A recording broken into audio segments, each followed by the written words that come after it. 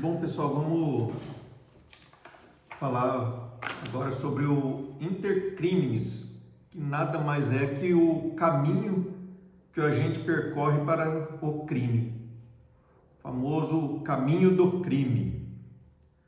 Utilizando os slides do professor Ricardo da UEMS. Vamos lá. Conceito e as macrofases. Conceito. Intercrimes é o caminho do crime, é o conjunto de fases que sucedem cronologicamente no desenvolvimento do delito. Corresponde às etapas percorridas pelo agente para a prática de um fato previsto em lei como infração penal. Compreende duas fases, a macrofase interna e a macrofase externa. A interna, que é representada pela cogitação e pelos atos preparatórios. E, na outra fase, como vamos ver, é subdividida em atos executórios e consumação. Na fase interna, vamos falar um pouco da cogitação. Cogitação é a ideia do crime, está na cabeça do agente ainda, está idealizando tal prática criminosa. E a fase da cogitação não é punível pelo Código Penal, é impunível. Enquanto estiver na cabeça do agente, não é punível pelo Código Penal. Ela pode ser subdividida em três etapas, né? A idealização, o pensamento, a deliberação e a resolução. A cogitação, ela repousa na mente do agente, é sempre interna, não se revelando em atos externos.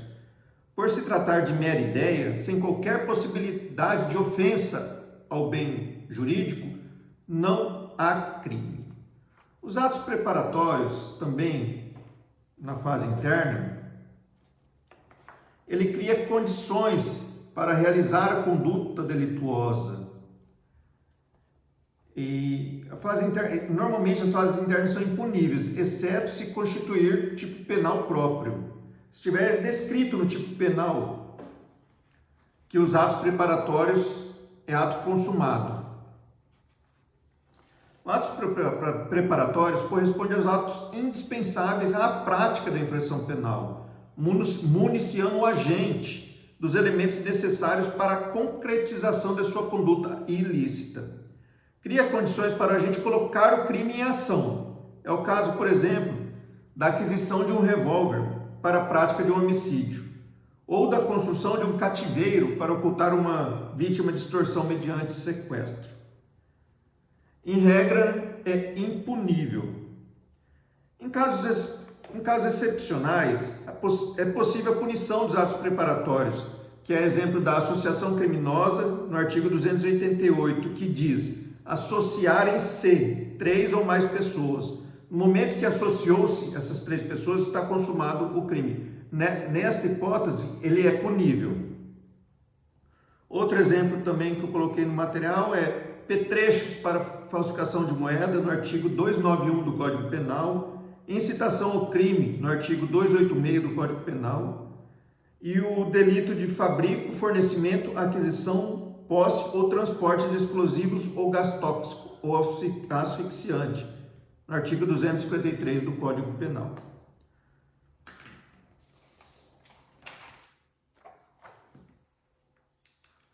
Agora, na macrofase externa, que é constituído dos atos executórios e a própria consumação do crime. Nos atos executórios, é o início da prática da conduta. É a execução, o início da execução da prática da conduta do crime. É aquela em que se inicia a agressão ao bem jurídico. O agente começa a realizar o verbo, o núcleo do tipo descrito no tipo penal, tornando o fato punível. É o início da prática da conduta típica cogitada e preparada anteriormente, que ele já começou a pôr em ação.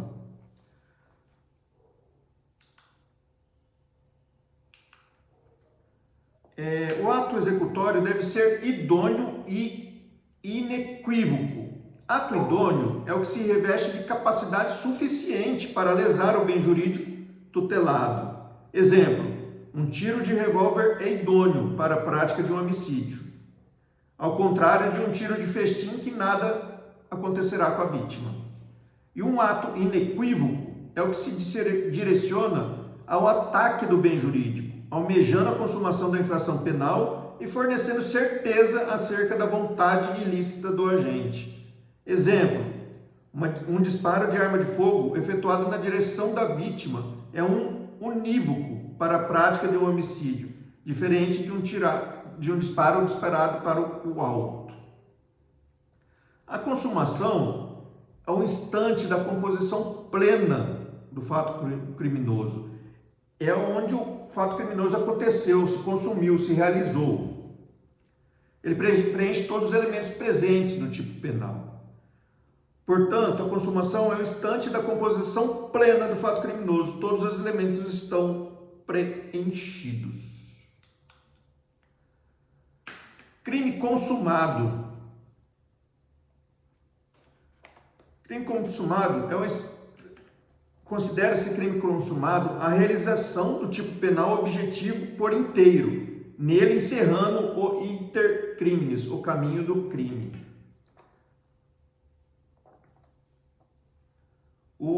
Quando nele se reúnem todos os elementos da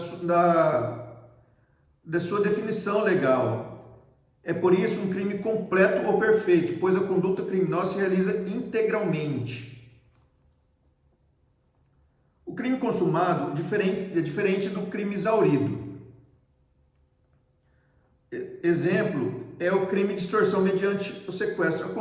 A consumação do crime de extorsão mediante sequestro acontecerá no momento que tira a vítima da liberdade dela, no momento que sequestra a vítima. Já o exaurimento vem a posterior, depois que recebe uma quantia, um direito, o recebimento do resgate. Esse é o exaurido. Então, consumo no momento que sequestra a vítima. Crime consumado. O exaurido, ocorre quando o delinquente recebe uma recompensa do resgate. Portanto, o crime exaurido é após o iter criminis, que acaba na consumação. São os atos posteriores ao término do caminho do crime, o iter criminis. O momento da consumação. O momento da consumação depende de vários tipos de crime. O crime material. O crime material aperfeiçoa-se a consumação com o resultado naturalístico, que é a conduta mais o resultado. No crime formal, o tipo penal descreve a conduta. A consumação ocorre com a prática dessa conduta. O resultado pode ou não ocorrer. O resultado pode ou não ocorrer no formal. Vamos pegar bem essa parte do pode ou não ocorrer. No crime de mera conduta, exige-se apenas a conduta. O exemplo é o crime da violação de domicílio. Ele violou o domicílio. O que ele vai fazer, o que o agente vai fazer dentro do domicílio não cabe nesse tipo penal. Violação do domicílio, violar um domicílio. No momento que ele adentrou, violou um domicílio, está consumado este crime. É um exemplo de crime de mera conduta. A lei não prevê um resultado, basta apenas a conduta. Diferente do crime formal, que o resultado pode ou não ocorrer. Os crimes omissivos próprios. O material, Crimes omissivos próprios. No momento em que o agente deveria ter atuado e se omitiu. Deveria o agente ter evitado, mas assim quis se omitir, quis fingir que não viu, vamos dizer assim. E os crimes omissivos impróprios, resultado que decorre de não atuação. Esses crimes homicídios próprios e impróprios, é bom dar uma olhada no material antigo, que ele está bem detalhado lá. Tá bom? Depois eu trago mais para vocês sobre ele. E o crime permanente. No crime permanente, a consumação se arrasta ao tempo, se prolonga no tempo, até autorizando a prisão em flagrante a qualquer momento que estiver consumando o crime. O crime se consome em vários instantes. Ele se prolonga no tempo. Hoje, amanhã, depois de amanhã, depois do terceiro, vai se prolongando o crime enquanto ele durar. E nos crimes habituais, é a reiteração de conduta, é um crime habitual, é hábito aquele crime. A consumação se dá com a reiteração de atos repetitivos que revelam o estilo de vida do agente. São crimes que exigem reiteradas condutas, reiterados atos habituais. Crime tentado. Previsto no artigo 14, inciso 2 do Código Penal. O artigo 14 diz ser crime. Inciso 2. Tentado, quando iniciada a execução, não se consuma por circunstâncias alheias à vontade do agente. Então, aquele ato já foi iniciado, a execução, só que não se consome por circunstâncias que fogem da vontade do alheio. Não é o agente que resolveu parar de dar continuidade ao ato criminoso.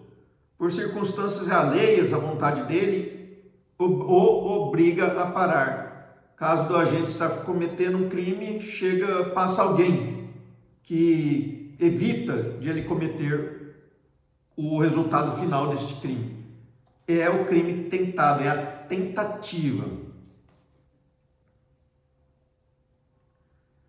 Elementos da tentativa, como disse, tem o início da execução, a não consumação por circunstâncias alheias à vontade do agente, não pela vontade dele, mas por terceiros. O dolo na consumação, o agente tinha vontade de conseguir a consumação, de realizar por inteiro o crime. E o resultado tem que ser possível. O meio que o agente usa tem que ser possível. Por exemplo, como pode alguém matar uma pessoa que já está sem vida?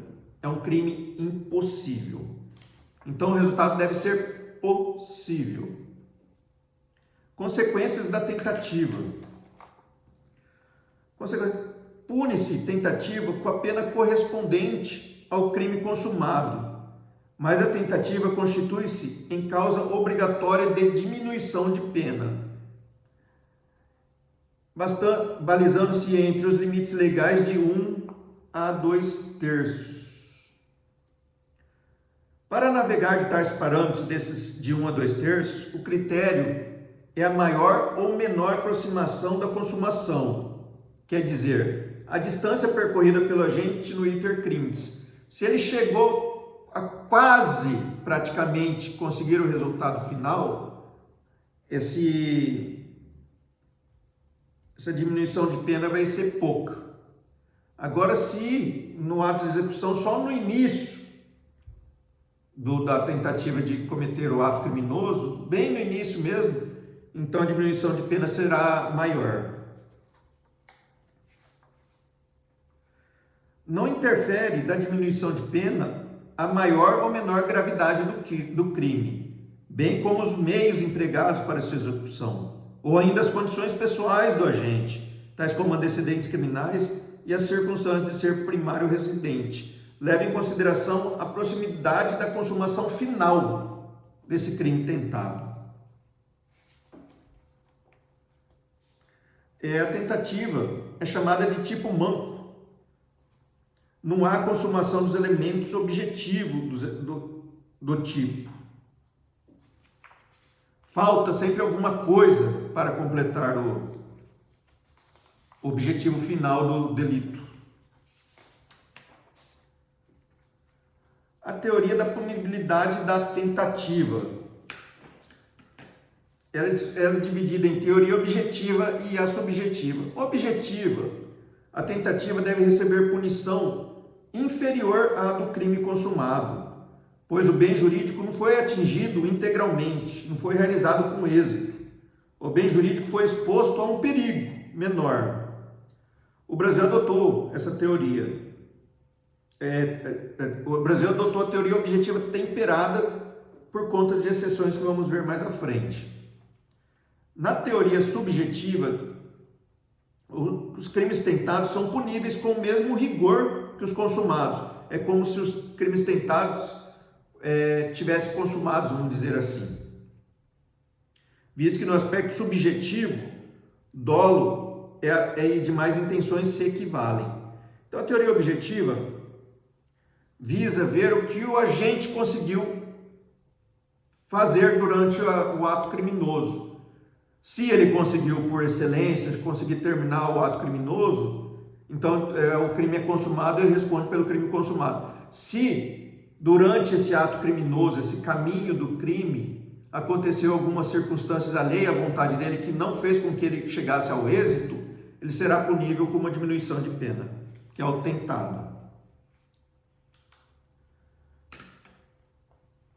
Classificação doutrinária da tentativa.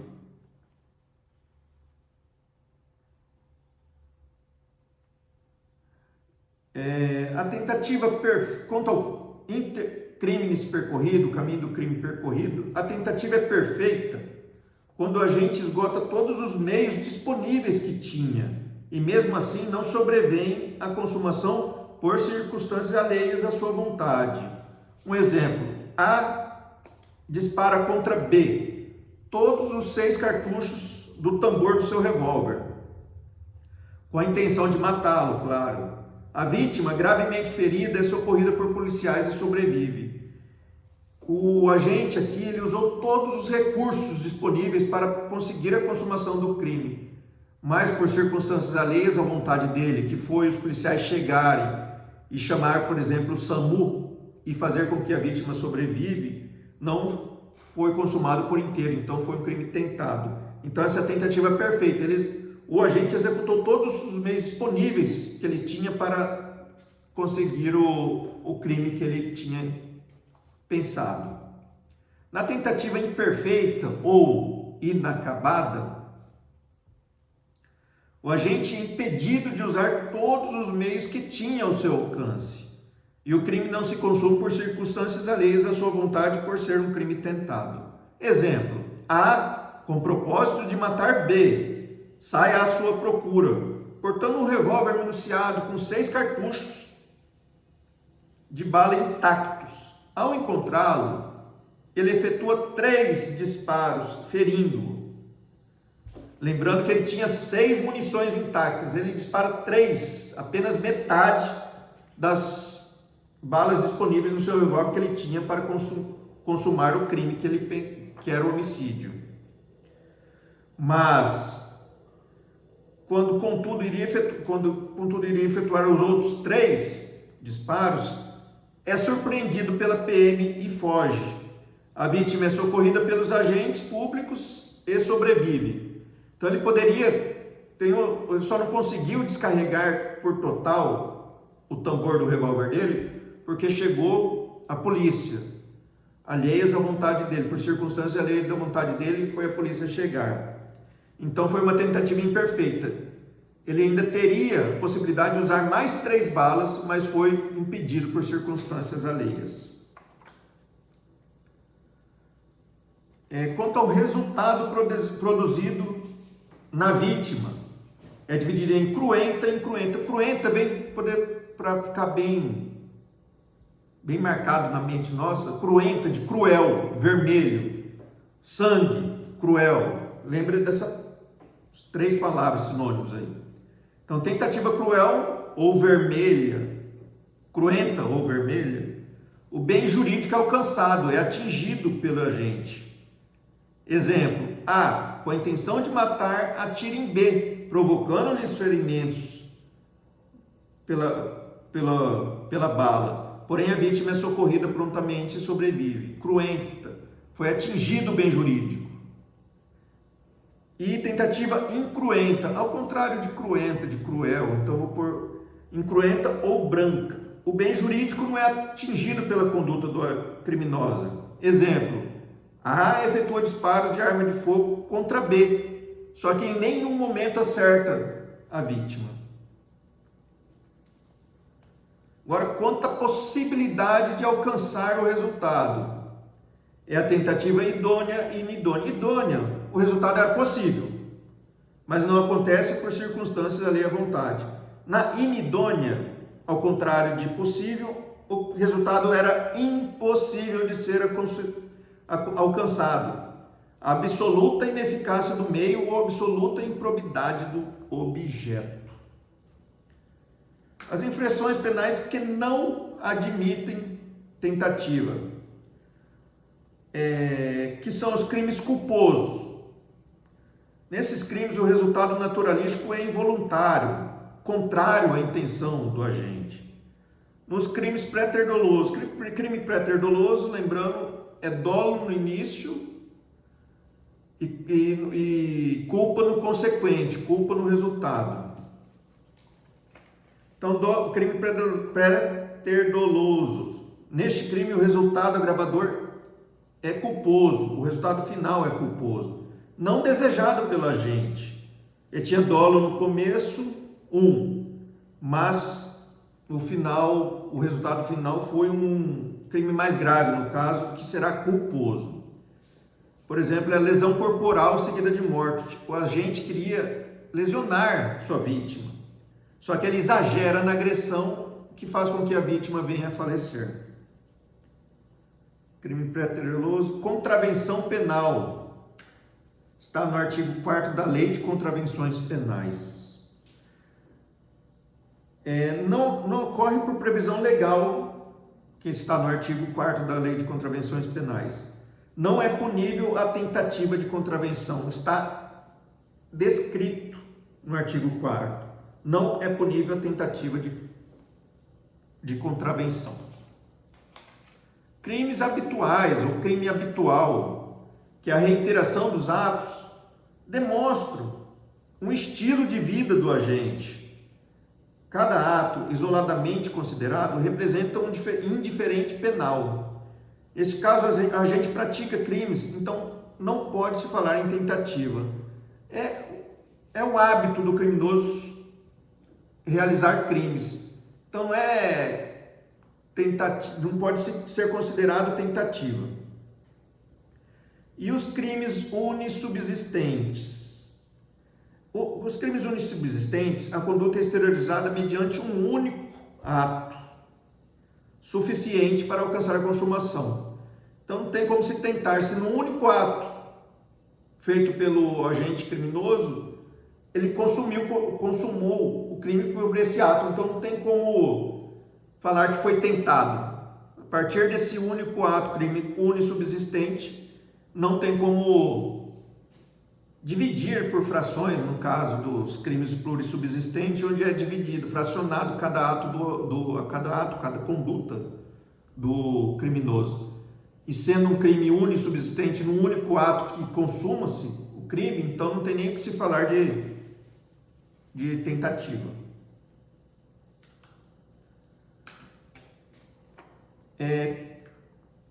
A desistência voluntária está no artigo 15 do Código Penal. O agente abandona antes de esgotar os meios executórios. Nesse caso, diferente do crime tentado, a desistência voluntária tem que ser ação voluntária do agente. O agente resolveu, vamos pôr assim, resolveu não ter êxito na consumação final do crime pretendido por ele. Conceito: ocorre desistência voluntária quando o sujeito abandona a execução do crime, quando ainda lhe sobram margens de ação. Aqui o crime não se consuma por circunstâncias inerentes à própria vontade do agente. O agente, por ato voluntário, interrompe o processo executório do crime, abandonando a prática dos demais atos necessários e que estavam à sua disposição para a consumação. Exemplo: A dispara um projétil de arma de fogo contra B. Com a vítima já caída ao solo, em local ermo, escuro, e com mais ainda 5 cartuchos intactos no tambor do seu revólver, A desiste de efetuar os outros tiros, quando podia fazê-lo para ceifar a vida de B. Então, no exemplo passado que eu usei, que o agente tinha um tambor de revólver intacto com 6 munições. Ele atirou em direção na vítima, sendo que ele poderia ter mais 3 para conseguir a realização final da consumação do crime. Mas, vamos por assim, por um estalo na mente dele, ele resolve parar de dar continuidade ao iter criminis. Deixa eu ver. Aqui está a fórmula de Hans Frank, né? Que é uma diferença mais ou menos da tentativa para a desistência. Na tentativa, o agente quer prosseguir, mas por circunstâncias alheias, a chegada de um PM, de um vizinho, ele cessa, ele para. Na desistência voluntária, o agente pode prosseguir, tem tudo para dar continuidade ainda para o êxito final do seu ato criminoso, mas por um estalo ele resolve que não quer mais. Essa é a diferença, então, da forma tentativa, circunstâncias alheias. Desistência voluntária, como o próprio nome diz, o agente voluntariamente desiste de dar continuidade à consumação, ao resultado final do seu crime pretendido.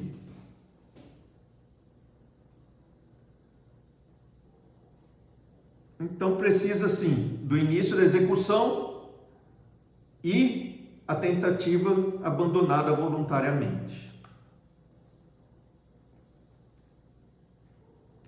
Consequências.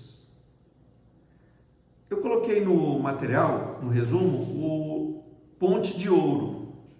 Ponte de ouro, que é a desistência voluntária, a lei estende ao agente para sair da ilicitude e se transportar. Sai da ilicitude porque ele queria o resultado final, vamos dizer que era homicídio. Ele sai desse campo da ilicitude, que é o homicídio, e se transporta. Tem uma ponte de transporte para o mundo lícito novamente. Não é bem lícito, né? Mas ele desiste voluntariamente. É um transporte, é uma ponte entre a ilicitude e para o mundo lícito. Não sei se o professor comentou com os senhores e senhoritas. A consequência. O agente responde pelos atos até então praticados. Então, até o momento que ele deu 3 tiros, ele desistiu voluntariamente. Então, ele responde por tentativa de homicídio. A tentativa, a regra é a diminuição de 1/3 a 2/3 da pena do crime. Na tentativa. E na desistência voluntária, a gente responde por atos até então praticados.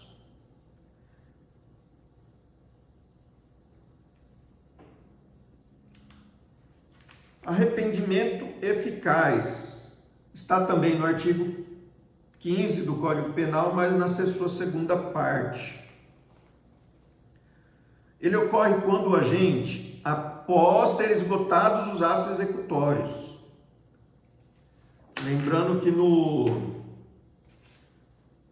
na desistência voluntária, o agente abandona antes de esgotar os meios executórios. Aqui no arrependimento eficaz, o agente após ter esgotado os atos executórios. Então, desistência voluntária antes de esgotar, arrependimento eficaz após de ter esgotado os atos executórios. Desejando retroceder na atividade criminosa percorrida, desiste voluntariamente e desenvolve nova conduta, a fim de impedir o resultado do delito, que o delito ocorra. Exemplo da arrependimento eficaz: depois de administrar veneno numa vítima, a vítima até ingeriu esse veneno colocado num prato de comida, por exemplo,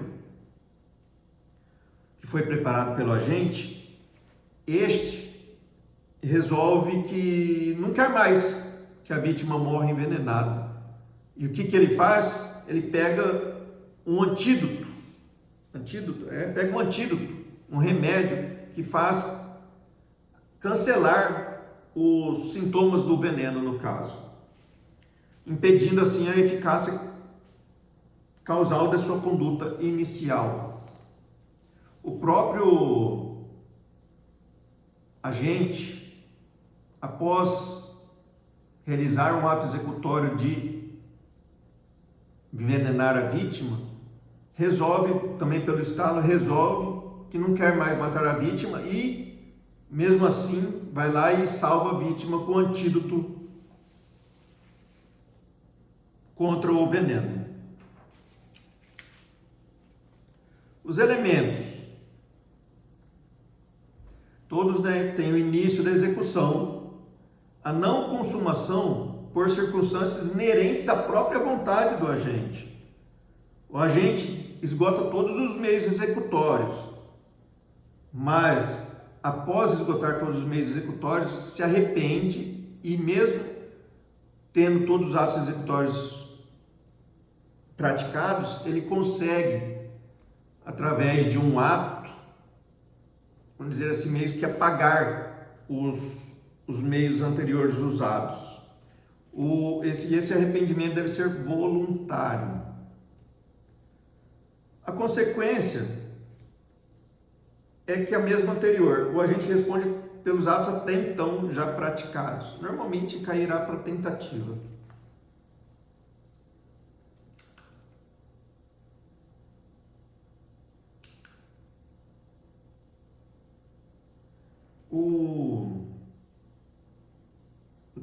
Os requisitos comuns da desistência voluntária e do arrependimento eficaz é a voluntariedade do agente, própria dele, e a eficácia. Tem que ter eficácia também, tem que, a desistência voluntária não, fez com que o agente não conseguia a consumação final, do homicídio, e foi eficaz na sua desistência. E no arrependimento eficaz também, tem que ter eficácia, tem que conseguir fazer com que vou colocar o homicídio que é mais fácil, que a vítima não venha morrer pelo antídoto usado no envenenamento lá.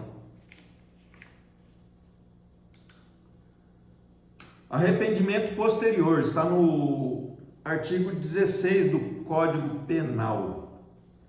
O agente, depois de ter consumado o crime, aqui já o crime foi consumado por ato voluntário, ele repara o dano ou restitui a coisa com o fim de restaurar a coisa perturbada.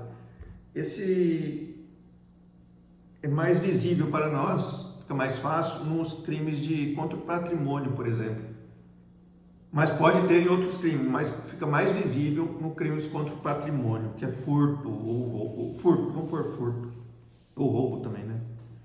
O arrependimento posterior é causa obrigatória de diminuição de pena, que ocorre no momento que o responsável pelo crime praticado, que tem que ser sem violência à pessoa ou grave ameaça, voluntariamente Calma aí, deixa eu voltar aqui. O arrependimento posterior é causa obrigatória de diminuição de pena, que ocorre quando o responsável pelo crime praticado sem violência à pessoa ou grave ameaça, voluntariamente e até o recebimento da denúncia ou da queixa, restitui a coisa ou repara o dano provocado por sua conduta. Então, não caberia ao roubo. No caso, contra o patrimônio, caberia ao furto, porque roubo tem violência e grave ameaça. Então, o furto. O agente furtou um objeto de alguém. Só que antes de recebimento da denúncia ou da queixa, esse agente fala assim, eu furtei o objeto. Não, vai lá e devolve, restitui a coisa. Então, este é o arrependimento posterior. Ele consumou, ele furtou. Mas depois ele fala assim, acho que eu fiz bobeira. Então, vai lá e pega o objeto furtado e devolve para a vítima. Os requisitos, crime não pode ser cometido via violência ou grave ameaça. Tem que haver a reparação do dano ou a restituição da coisa. Deve ser voluntária, pessoal e integral. Voluntária do próprio agente, sem coação física ou moral. Pessoal, o próprio agente deve devolver, salvo na hipótese de comprovada impossibilidade disto, como quando o agente se encontra preso ou internado no hospital. E integral, se a vítima integral tem que entregar o objeto furtado no caso.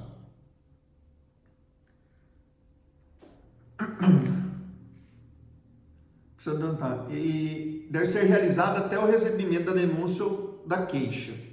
Então, passou da denúncia e da queixa, já não dá para fazer o arrependimento posterior.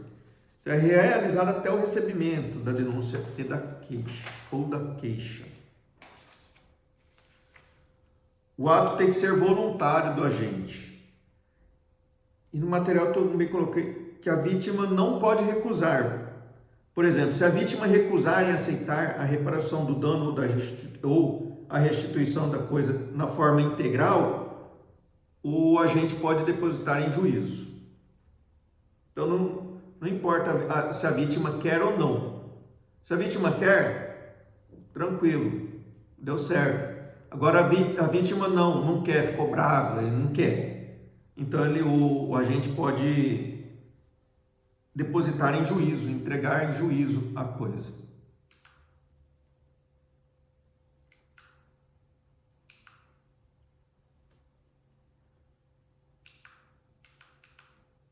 Crime impossível. A previsão legal está no artigo 17 do Código Penal. É o que se verifica quando, por ineficácia absoluta do meio ou por absoluta improbidade do objeto, jamais ocorrerá a consumação. É bom pegar essas duas palavras. Eu coloquei até em negrito no material. Ineficácia absoluta do meio. O meio utilizado não é eficaz para a consumação do crime. É o caso de utilizar de arma de festim para matar alguém. Ou por absoluta improbidade do objeto. É a situação em que o autor, com a intenção de cometer o delito, não consegue fazê-lo por ter se utilizado de meio de execução absolutamente ineficaz e potente para lesar o bem jurídico. Ou então, em decorrência de ter direcionado a sua conduta a objeto material absolutamente impróprio, inexistente antes do início da execução, ou no caso concreto, inadequada à consumação. O emprego de meios ineficazes ou ataque a objetos impróprios inviabilizam a produção do resultado, inexistindo a situação de perigo ao bem jurídico tutelado pelo Código Penal. O crime impossível é aquele no qual o comportamento do agente, o ato utilizado por ele, a conduta, o jeito que ele está pensando, o jeito que os materiais utilizados, o que ele vai utilizar para cometer o crime, não tem condições nenhuma de gerar o resultado delituoso, quer por total inadequação dos meios empregados ou por absoluta improbidade do objeto material. A teoria adotada é a teoria objetiva. No crime possível não estão presentes os elementos objetivos da tentativa, devido à idoneidade dos meios ou do objetivo material. Não há punição do agente. O agente tentar matar alguém com um tiro de festim não vai ser punido. Deixa eu ver. Os elementos do crime. É preciso... Não é preciso não, né? Tem o início da execução, mesmo que seja ineficaz, mas tem o início da execução. A não consumação por circunstâncias alheias à vontade do agente. Tipo, o agente até quer, mas os meios utilizados não vai causar dano nenhum. Tem dolo na consumação, como eu disse anteriormente, o agente quer, mas o jeito que ele está fazendo não vai causar nem perigo de dano para o bem jurídico tutelado. o resultado é absolutamente impossível de ser alcançado. Impossível por absoluta ineficácia do meio, que são os instrumentos, os meios utilizados. São incapazes de produzir o resultado. É o caso daquele que decide matar seu desafeto com uma arma de brinquedo, ou então com munição de festim. E o outro, por absoluta improbidade, o objeto material, que é pessoa ou coisa, quando o objeto inexiste antes do início da prática do conduto, como nas situações em que se tenta matar pessoa já falecida. Eu vou matar José, só que José já está morto. Então é um crime impossível, não tem como você matar morto, né? Ou se procura abortar o feto de mulher que não está grávida. Também, vou abortar aquela mulher. Mas como você vai abortar uma mulher que nem grávida está, né? Então, esse foi o material sobre o iter criminis, o caminho do crime, o caminho que a gente comete até chegar na consumação final. Então, é só isso. Muito obrigado.